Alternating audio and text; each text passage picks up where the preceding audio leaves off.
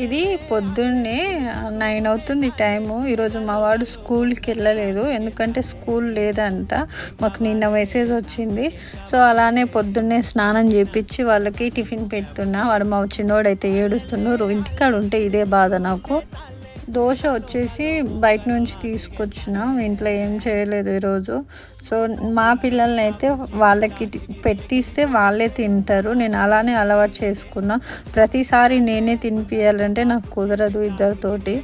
వాళ్ళు ఏడుస్తాడు, వీడు ఏడుస్తాడు. అందుకే ఇద్దరికి ఒక్కొక్క ప్లేట్లో పెట్టిస్తాను. కానీ మా చిన్నోడైతే వాడి ప్లేట్లో తినడు. వాళ్ళ అన్న వాళ్ళ ప్లేట్లో తింటాడు. సో, అలా అది అయిపోయినాక హోంవర్క్ కొంచెం ఉంటే హోంవర్క్ చేపిస్తున్నా. ఈరోజు ఏంటో మరి చాలా బుద్ధిగా చదువుకుంటుండు, రాసుకుంటుండు.